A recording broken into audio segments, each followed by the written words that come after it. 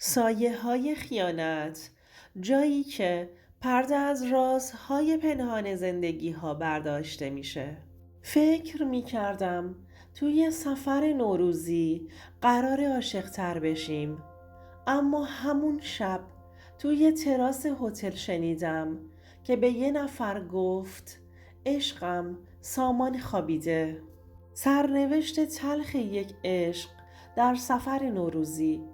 سامان هستم، متولد یکی از محله‌های قدیمی، یه پسر بچه که توی خانواده متوسط بزرگ شد. کودکی من آغاز یک زندگی ساده بود. توی خونه قدیمی که حیاتش پر از درخت‌های توت و خرمالو بود بزرگ شدم.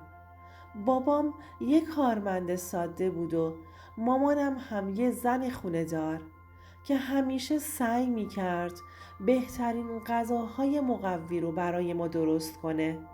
حتی اگه وضع مالیمون اونقدر هم خوب نبود. بچگی من مثل بقیه بچه های اون دوره گذشت. پر از بازی توی کوچه، دوچرخه سواری و دعواهای کوچیک سر گل کوچیک. از همون بچگی یاد گرفتم که آدم باید برای چیزی که میخواد زحمت بکشه. بابا همیشه میگفت سامان، هیچ چیزی تو این دنیا مفتی به دست نمیاد. اگه بخوای زندگی خوبی داشته باشی باید براش بجنگی. این حرف توی ذهنم موند. همیشه دلم میخواست زندگی بهتری برای خودم بسازم. وقتی رفتم دبیرستان اولین بار عاشق شدم. یه دختر بود به اسم نصرن.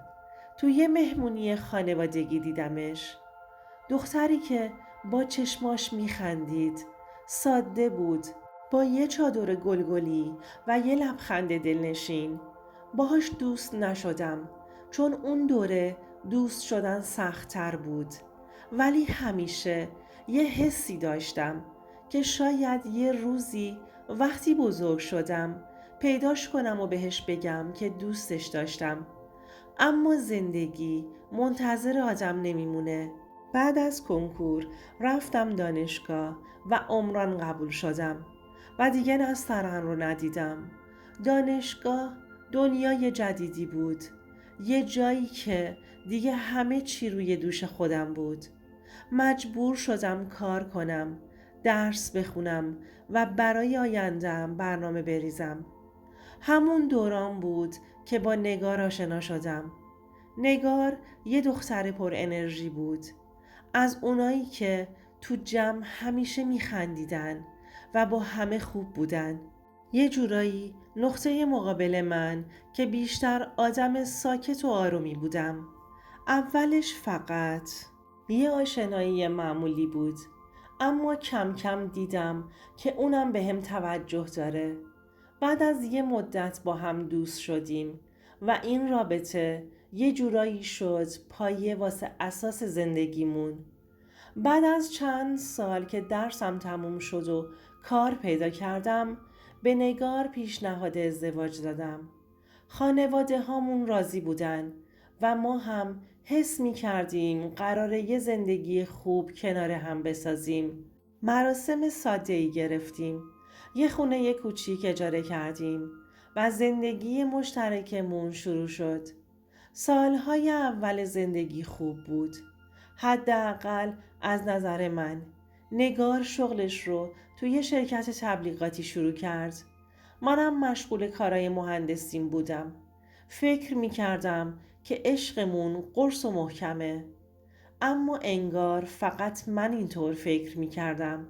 عید امسال رو هیچ وقت فراموش نمی کنم. بعد از چند سال کار بیوقفه تصمیم گرفتیم یه مسافرت بریم. نگار پیشنهاد داد که بریم شمال.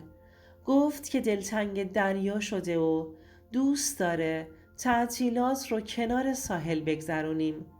منم موافق بودم، مخصوصاً که بعد از یه سال کاری سخت یه مسافرت 2 نفره میتونست حال و هوامونو عوض کنه و حتی میتونست خستگی 1 سال رو از تنمون در بیاره. ولی نمیدونستم که این سفر قرار پایان همه چیز باشه. از همون روز اول که رسیدیم رامسر یه چیزایی برام عجیب بود.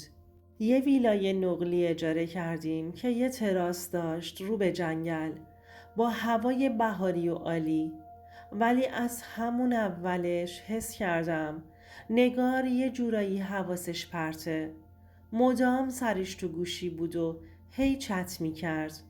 هر چند دقیقه یه بار لبخندای ریزی میزد که هیچ وقت برای من نزده بود. هر وقت ازش میپرسیدم که کیه، با یه جمله کوتاه مثل آبجیمه یا مامانم پیام داده سر و تهش رو هم می آورد.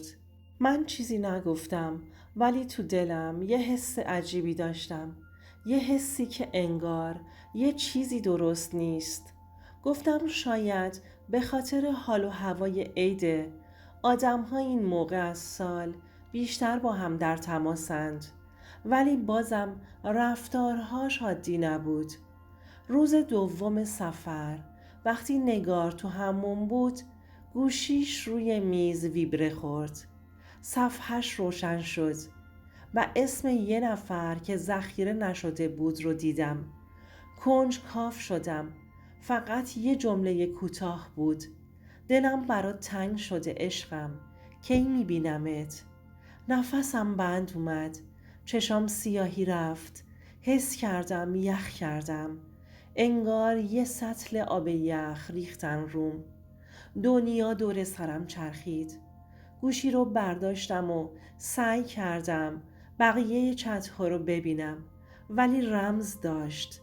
اما همه چی برام واضح بود. وقتی نگار از هموم اومد من سعی کردم خودم رو عادی نشون بدم. اما اون پیام لعنتی مثل یه فیلم توی ذهنم تکرار می شد. ازش پرسیدم که این پیام چیه و این کیه که انقدر دلش برا تنگ شده. اولش جا خورد، خشکش زد، اخماش رفت تو هم. بعد با یه خنده مصنوعی گفت چی میگی؟ اشاره کردم به گوشیش. فهمید که فهمیدم. سریع خودشو جمع و جور کرد و گفت واسه یکی از دوستامه، شوخی میکنیم با هم.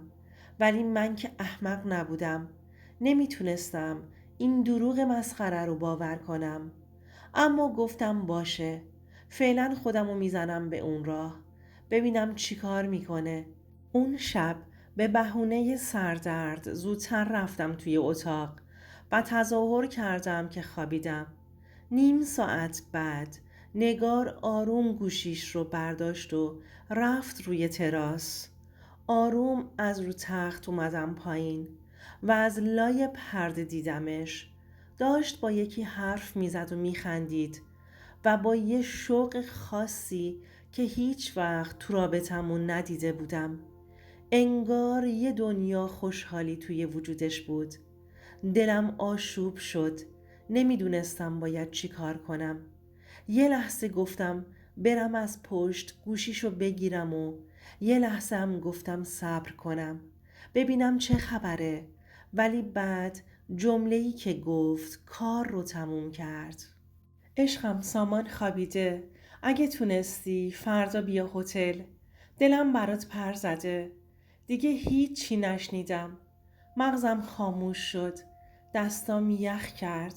همون لحظه در بالکن رو باز کردم. نگار جا خورد. گوشی از دستش افتاد. تو چشماش یه ترس واقعی بود. فقط نگاش کردم. هیچی نگفتم. اونم چیزی برای گفتن نداشت. فقط یه جمله از دهنم در اومد: فردا تو این هتل نمیمونم. خودت میدونی چی کار کنی. اون شب تا صبح نخوابیدم. نگار هر چند بار سعی کرد حرف بزنه ولی فقط سکوت کردم.